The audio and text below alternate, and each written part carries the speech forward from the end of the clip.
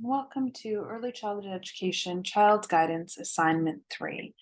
Again, your supplementary resource to extend and further your learning for the coursework.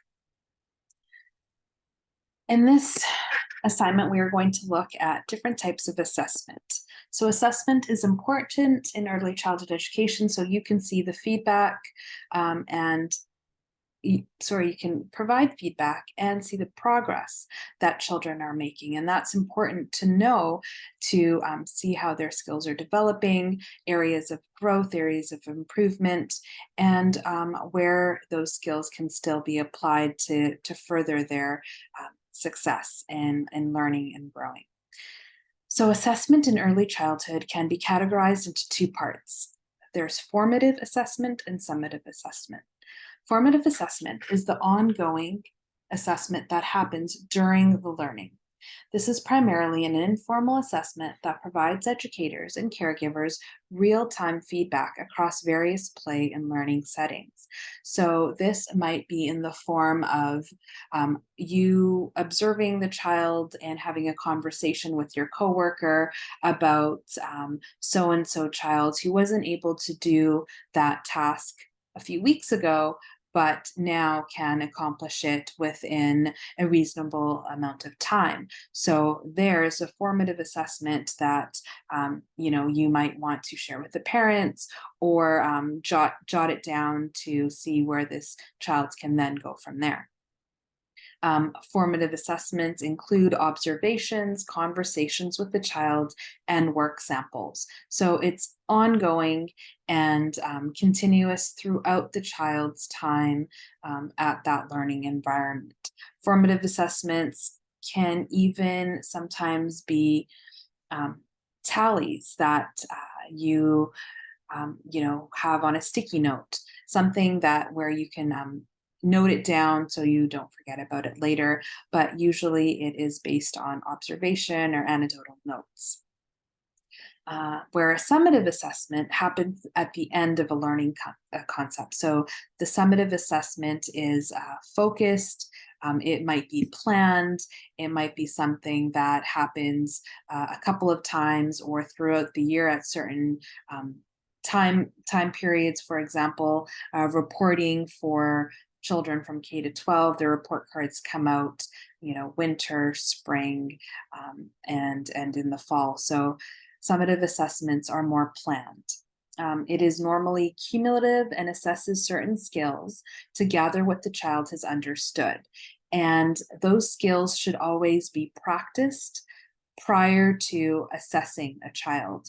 It's not fair to assess a child based on something that they don't know or haven't learned.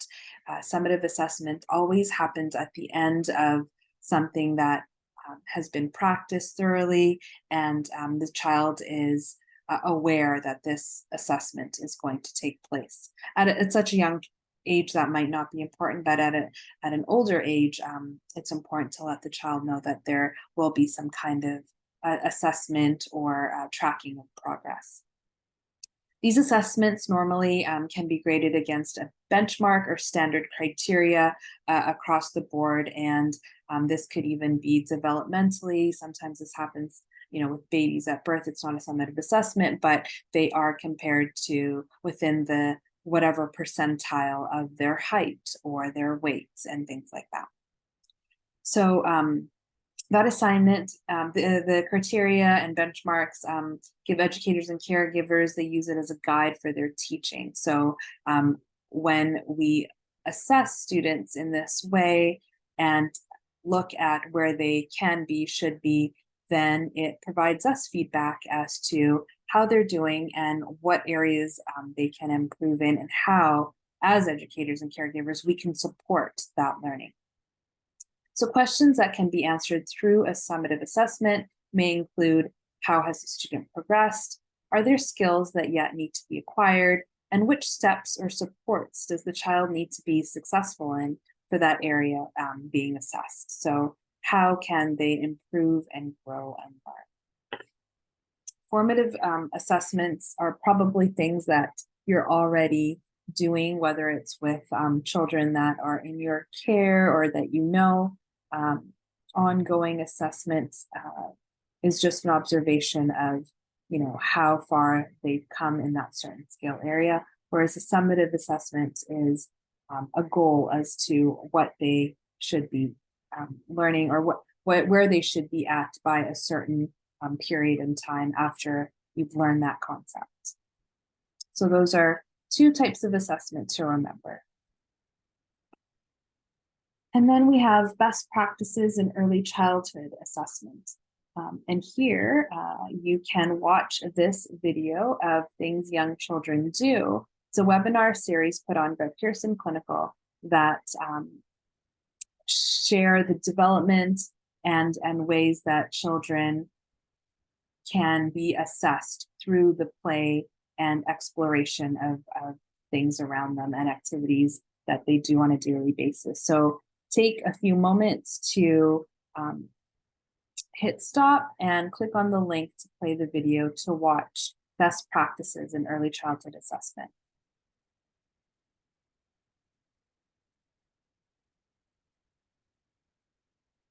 The next slide, we have practical and functional life skills for early childhood. And this was created by Sarah Cronk from Upstate Cerebral Palsy. And it's about the life skills that can later on be helpful throughout this person's,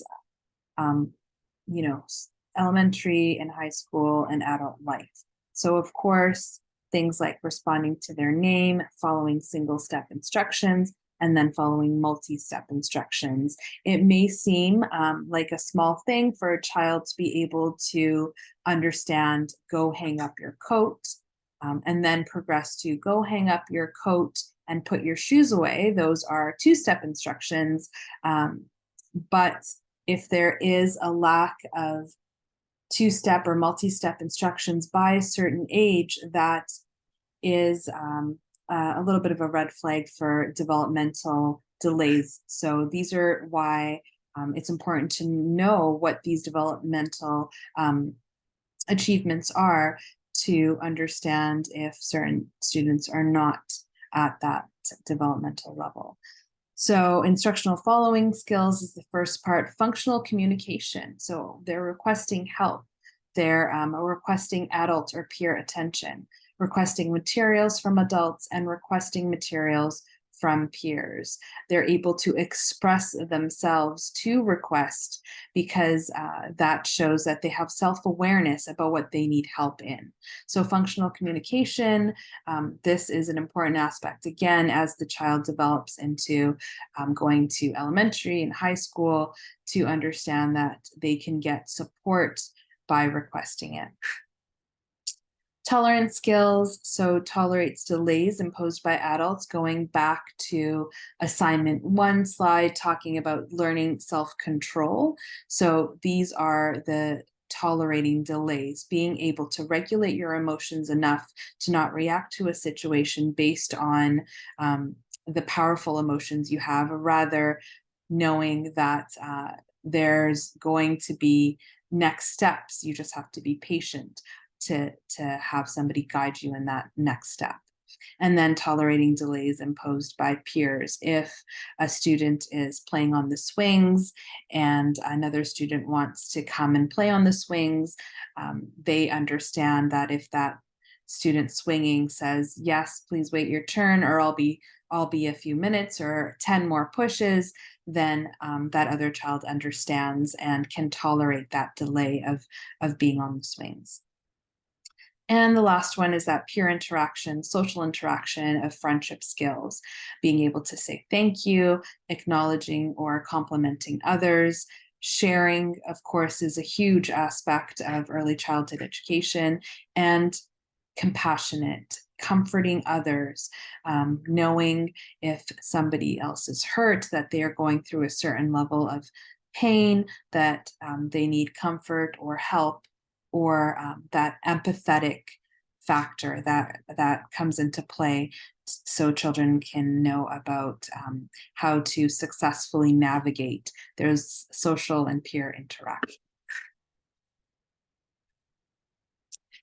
Here are a list of readings that you can Research and look for on the World Wide Web to again develop and deepen your understanding about different types of assessment in childhood settings.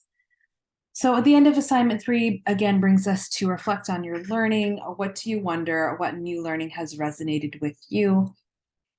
You have reached the end of assignment 3, and take a moment to note down any new understandings. Thank you.